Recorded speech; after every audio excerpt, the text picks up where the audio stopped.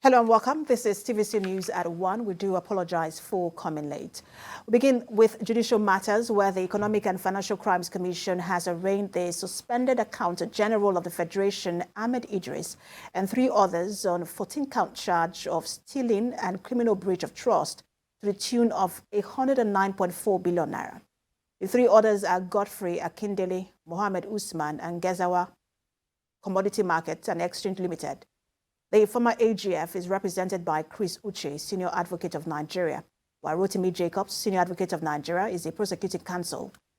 According to one of the charges, the EFCC alleged that Idris received gratification from one Olusegun Akindele worth 15.1 billion naira in exchange for accelerating the payment of 13% derivation to the 9 oil-producing states in the Federation. Mr. Idris and other defendants pleaded not guilty to the 14-count charge of stealing and criminal breach of trust.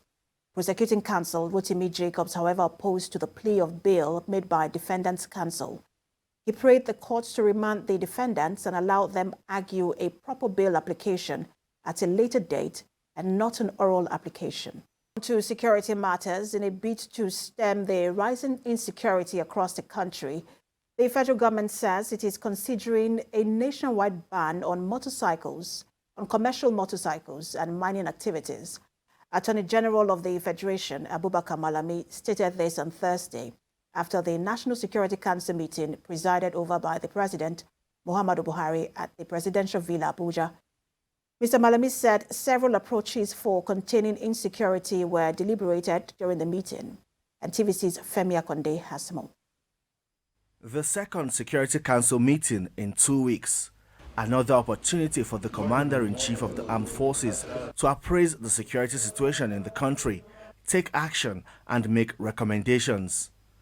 This time it appears far-reaching measures will be taken that may have a direct implication on security across the country.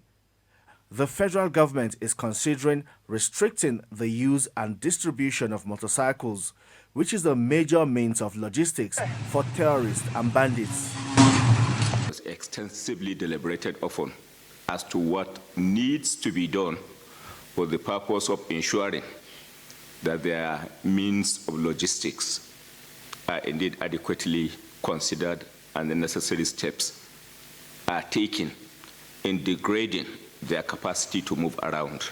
The Security Council also considered a possible ban on mining activities as a way to suppress the source of funding for bandits and terrorists. It appears these mines have become the playground for criminals and has forced investors to leave the sector. Government is looking at what measures to take in terms of addressing, bridging, and blocking associated source of funding, including payment for ransom, and indeed the mining activities, and the possibility or otherwise of suspending for the time being mining activities. The Minister of Interior disclosed that a preliminary report of the attack on the Kuje Correctional Facility is on the President's desk.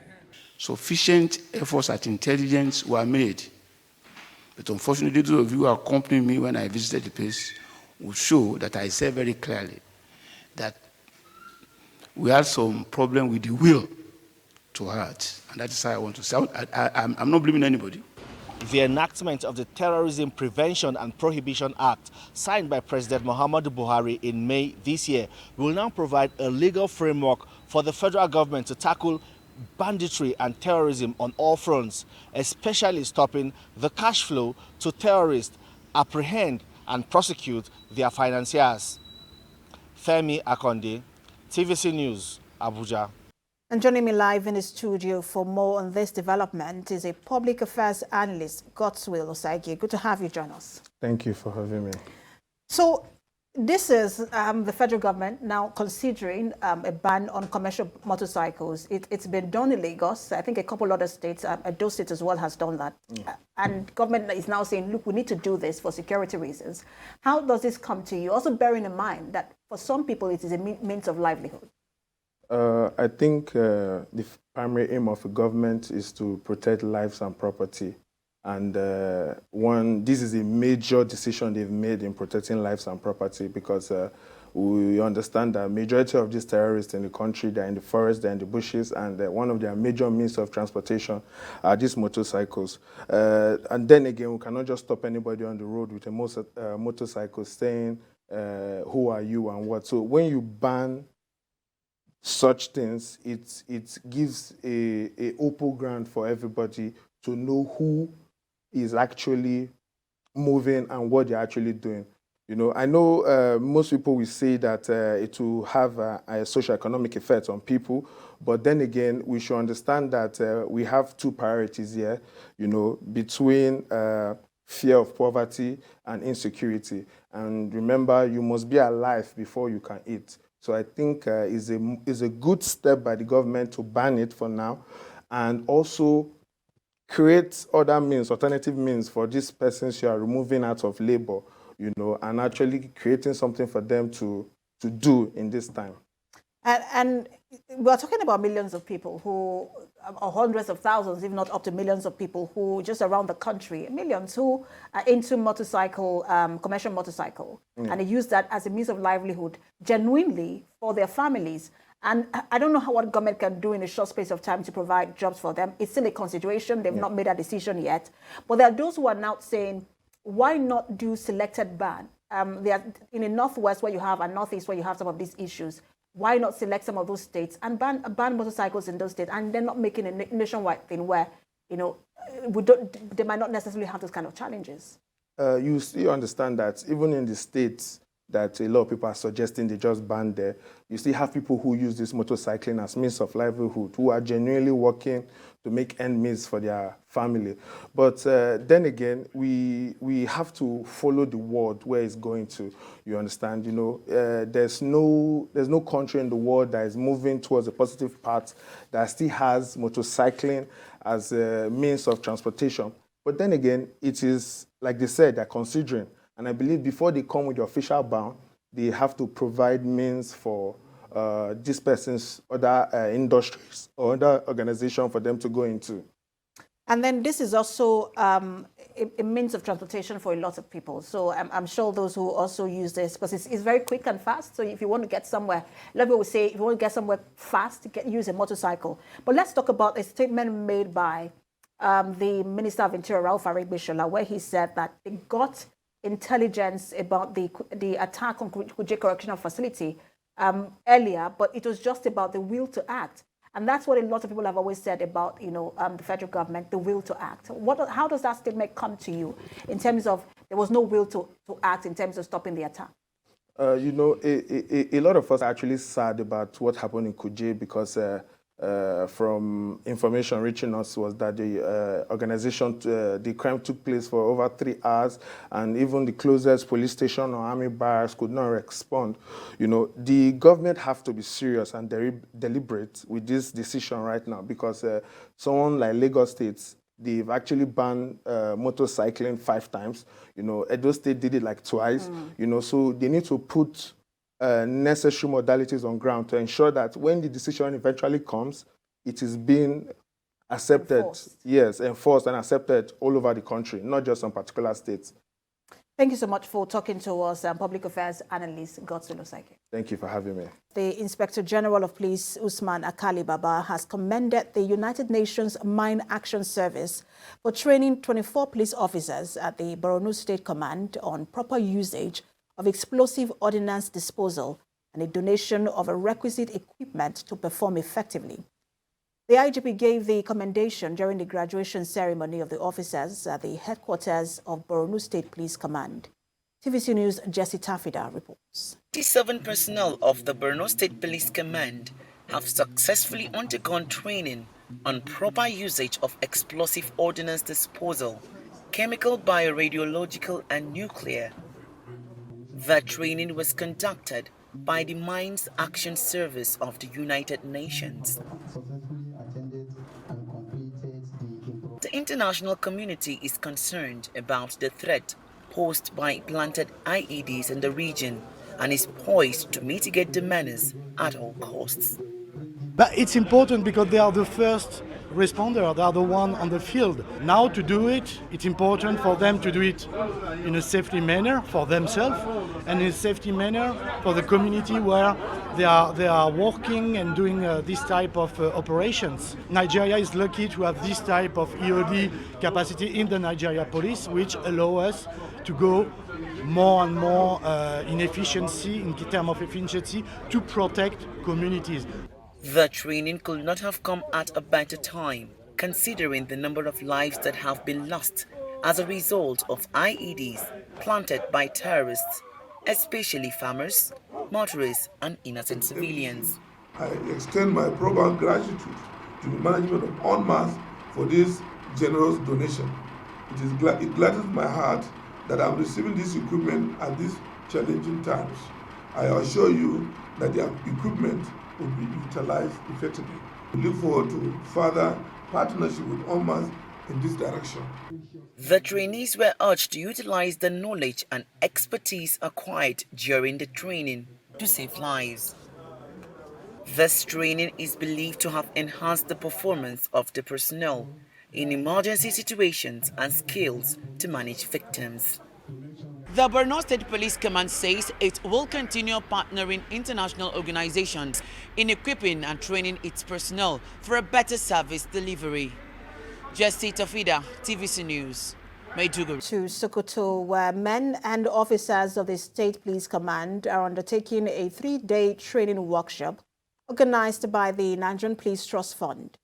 The training, which will take place in all the 6 geopolitical regions, is for the psychological development, human rights and rights of the police and conflict management. The aim is to prepare the officers to protect the rights of citizens, protect the police and against mob action and other unwarranted attacks by members of the public. And speaking at the training, the Inspector General of Police, Usman Akali Baba, represented by the Assistant Inspector General of Police in charge of Zone 10, Bello Dalija, says the training will also enhance the skills and expertise of the police personnel to brace to face emerging crime and challenges. Not only the Nigeria Police Force, even members of the public are going to benefit from this laudable program.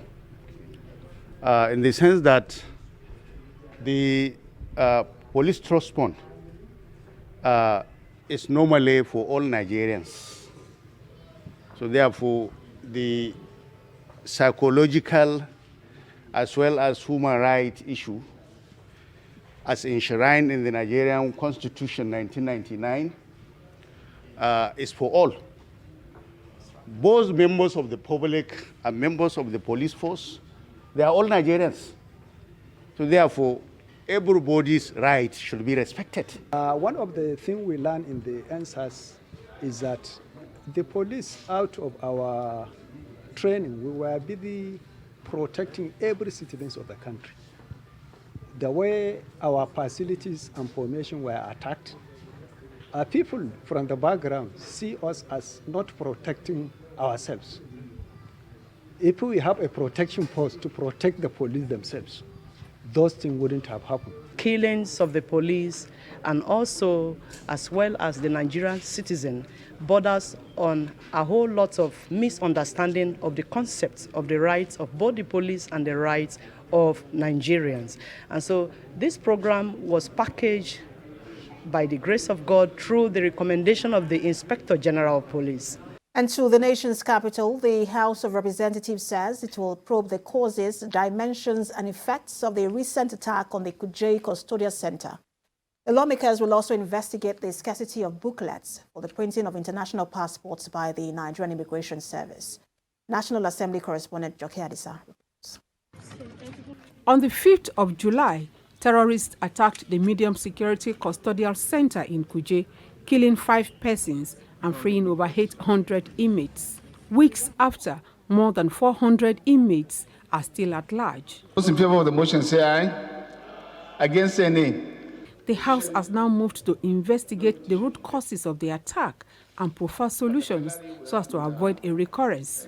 The Kuje Custodial Center attack and its terrible outcome along with several related crimes against the national security are on the increase, despite the stakeholder commitment towards equipping the national security, enforcement, and intelligence community with significant appropriation of funds. The House reminds the government on the need to implement the recommendations of its 2021 National Security Summit. The controversial water bill has now been re-gazetted ahead its second reading. We will not take that bill in haste.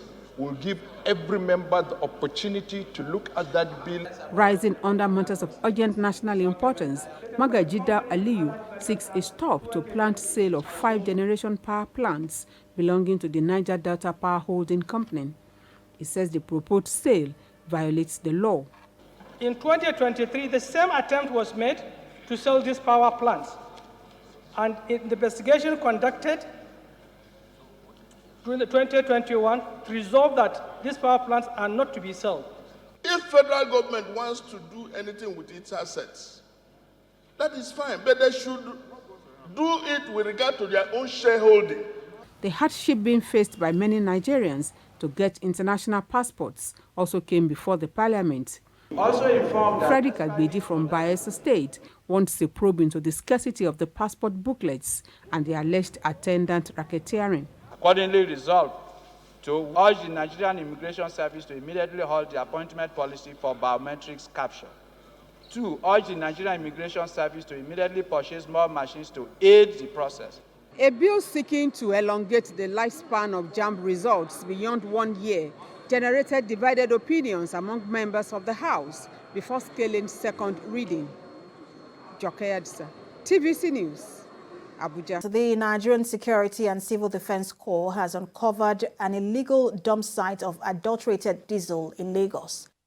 NSCDC commandant in the state, Eweka Edenabu Okoro, while taking journalists around the site at Adilaja, Olusegun area, said it was a painstaking investigation that took his men 4 days to achieve. According to him, those 6 suspects have so far been arrested with a total of 230,000 liters of adulterated diesel. They will still go after others involved and ensure they are brought to book. We discovered there are about 6 surface tanks containing about 30,000 liters each, which is about 180,000 liters, and a long truck of 45,000 liters, which has just been loaded. You can see the white truck, 45,000 liters, which has been reloaded.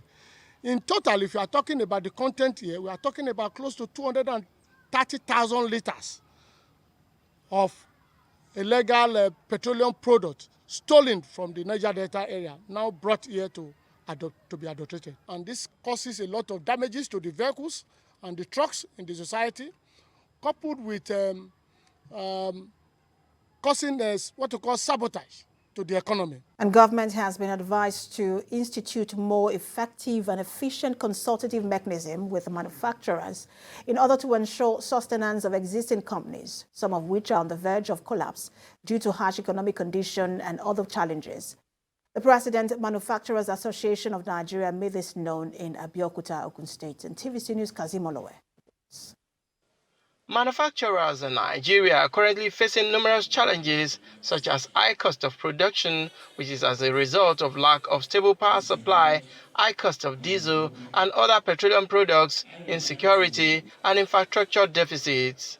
In order to call the attention of government to the challenges and provide solutions, the Manufacturers Association of Nigeria has called on government to carry out system check on the regulatory functions of certain agencies and organs of government that negatively impact manufacturing and discourage investors. The president of Manufacturers Association of Nigeria, who was represented by the Director General of the body, made this known while speaking at the 37th AGM of the Ogun State branch. It's our call on the federal government to urgently convene a strategic meeting with key operators in the Nigerian economic space to deliberate and craft a national strategic response to the disruptive impact of the ongoing Russia-Ukraine war on the global supply chain and its debilitating impact on our economy.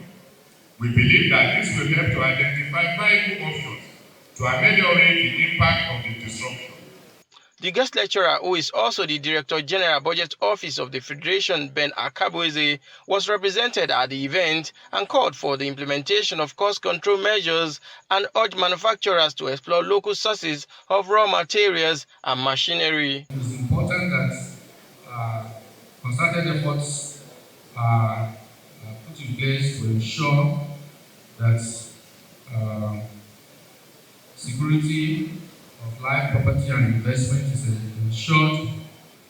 Business activities thrive in conducive and sustainable environments, created mainly by government policies and the availability of infrastructure.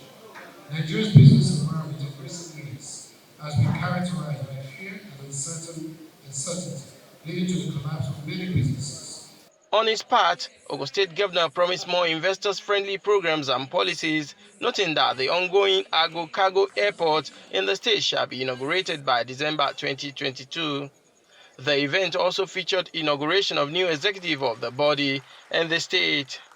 Kazimolowe, TVC News, Abeokuta. As inflation continues to rise in the country, the Delta State government has approved the upward review of the cost of some ongoing projects in the state to ensure completion. The Chief Press Secretary to the State Governor, Olusegun Akindele, disclosed this while briefing journalists at the end of the State Executive Council meeting in Asaba. Ikenna Amechi report. Data from the Nigerian Bureau of Statistics shows Nigeria's inflation rate increased by 17.71% on a year-on-year basis in May. This is reflected in the higher cost of commodities and services. For the Delta State government, to ensure the ongoing projects are completed, it is reviewing the cost of some of them. There were so many reviews today because of the trend. The construction of James Ezechi Street in Okpai. Okpai is in Ethiopia, is in Ndokwa East. The reviewed sum is 1.37.73 million naira. From the original cost of 662.07 million naira. So the new cost of that project is 799.81 million. Other projects reviewed are Access Road to the Federal Housing Estate in Oboroke in Uwe local government area, Ikuku-Agbo and Obi-Agbo Roads, the flyover at Koka Junction, Asaba, on the Asaba-Benin Expressway to a new rate of 10.35 billion naira from 9.77 billion naira, amongst others. Approvals was also granted by the government to construct internal roads in Kokori, Ethiop East local government area, and a road linking Ibuzo and Okpanam from Okpanam Junction on the Asaba-Benin Highway to Asaba-Ibuzo Road, and other projects. Ikenna Amechi, TVC News, Asaba. The Minister of Finance, Budget and National Planning, Ahmed, has raised fresh cautions over the state of the Nigerian economy, revealing the country's debt service cost in the first quarter of this year was 1.94 trillion naira. This is about 310 billion naira higher than the actual revenue received during the period.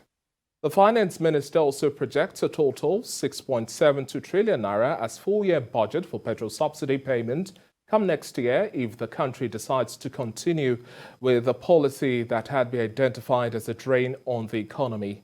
The Minister of Finance also disclosed these while unveiling the medium expenditure and fiscal strategy paper in Abuja. The Minister further explained as well that the aggregate expenditure for this year is estimated at 17.32 trillion naira with a pro rata spending target of 5.77 trillion naira at the end of the month of April this year. She further affirmed that the federal government's share of all revenue was 285.38 billion naira, representing 39% performance, while non-all tax revenues totaled 632.56 billion naira, a performance of 84%. And now the House of Representatives has resolved to set up an ad hoc committee to investigate all joint venture operations and production sharing contracts in the petroleum sector since the year 1990. The panel is to ascertain whether or not the capital expenditure operations, financials and related frameworks are within the ambit of the law. The committee is to report to the House within 8 weeks for further legislative action. Now, this is based on the motion moved by some members of the House titled, "Need to investigate the structure and accountability of the joint venture businesses and production sharing contracts of the Nigerian National Petroleum Corporation from 1990 till date. Now, the sponsors note that the Section 88, subsection 1 and 2 of the 1999 Constitution empowers the National Assembly to conduct investigations on the activities of any authority executing or administering laws made by the National Assembly. The lawmakers also note that the Escravos Gas to Liquid project is a joint venture undertaken by the Nigerian National Petroleum Corporation, and now the Nigerian National Petroleum Company Limited and Chevron Nigeria Limited, for the construction of a 34,000 barrels per day of gas to liquids plant at Escravos, Delta State. And now in this next report, a poor electricity supply is an enormous challenge that has engulfed Nigeria for almost 2 decades, contributing to problems of poverty and economic downturn. But the Nigeria Energy Forum, in its annual conference, suggests a full exploitation and promotion of renewable energy resources, which would solve many of the country's problems. Olusegun Akindele reports. For the 6th time, the national electricity grid has suffered yet another collapse, throwing many homes and businesses across the country into total blackout. The solution to improving the power supply has been an unending question for years, with little or no result. With plans to diversify energy sources, the Nigeria Energy Forum organized a conference focused on boosting investment in climate-smart energy infrastructure and modern energy technologies to boost the power sector. With its partnerships with other countries, the stakeholders believe it would help to aid economic development as well as improve other sectors. One thing that we offer that I think is the greatest asset that we have in Canada is the ability to deploy experts and provide technical assistance. And so this is something that hopefully we'll be able to explore with our Nigerian partners going forward. Sustainable energy is critical to addressing some of the grand challenges that the world faces today, from a better recovery from COVID-19 impacting health, the economic cost of living crisis, and how cheaper energy sources, sustainable energy sources that can help drive economic growth and productivity. With the present level of power generated to businesses, stakeholders say the country is more than ready to diversify to using renewable energy. There is a clear policy on renewable energy. Renewable energy, energy efficiency, and renewable energy action plans. The government has put that in place. What we need to do as a country is have an imaginative approach. But we need to unlock the capacity of Nigerians, both at the investment level, both at the technical level, both at the operational level, for them to solve this power challenge. Now that the national grid has been resolved, and the Senate has passed a bill for each state to generate electricity, while also giving a legal backing to renewable energy. This may just be the change Nigeria needs to improve the energy sector. In Olusegun Akindele, TVC News, Lagos. And outside Nigeria now, the African Export-Import Bank and the East Africa Business Council have launched the EABC, Africa Trade and Investment Council, with the goal of creating a platform for engagement and investment between the East Africa community and the rest of Africa. The initiative aims at unlocking investment opportunities, private sector development and business growth. Launched in Rwanda, the Council would also help the private sector in the EAC to engage with the rest of Africa with a view towards increasing access to intra-African investment, as well as trade and market information through the trade fairs and investment forums, while increasing knowledge and awareness. According to a statement, through this arrangement, Arraigns Bank would also provide a range of its financing instruments and trade facilitation initiatives to facilitate intra-African trade and investment under the African Continental Free Trade Area Agreement. Speaking at the launch, Arraigns Bank Executive Vice President, Intra-African Trade Bank, Kanayo Awani, says that the launch comes with a strong ambition and the commitment of the East African community to achieve the objectives of the EFCFTA and the African Union Agenda 2030, the Africa we want. Also speaking, chairperson of the EABC, Angelina Ngalula, also called on African governments to improve infrastructure connectivity, build manufacturing capacity, and formulate a continental local content policy that encourages African companies to provide 40% of public procurement to accelerate economic growth and industrial development. To the international front, Asian stock markets are on course for the best week in months, and the dollar also held off recent record highs after the European Central Bank raised rates for the first time in more than a decade, and bets on the size of the US rate hikes eased. Japan's Nikkei rose 0.24% today and is on course to make gains for a 7th consecutive day. It's likely to be the index's best week since the March performance. MSCI's Products Index of Asia-Pacific shares outside Japan fell 0.03%, but the index is still set for its best week in about 2 months. Hong Kong's Hang Seng Index was also up 0.4%, 1.4% extended gains made the previous day after China's cybersecurity regulator fined DD Global Incorporated $1.2 billion, potentially signaling an end to the regulatory crackdown and clearing a path for the ride-hailing giant to list in Hong Kong. Oil prices on the international market climbed today, rebounding from previous declines on supply tightness and geopolitical tensions, even though weakened demand have also been registered in the United States and cast a shadow over the markets this week. US West Texas Intermediate crude recorded a price increase of 1.22% to sell at $97.53 per barrel. Brent crude now sells at $105.10 per barrel, registering an upward price margin of 1.2%. Bonnet Light's performance, however, is still wrapping up the week in the red territory with a price decline of 3.25%, selling at $118.10 per barrel. And for the OPEC basket, crude oil dealers offer $109.90 per barrel, recording a price drop of 0.31%.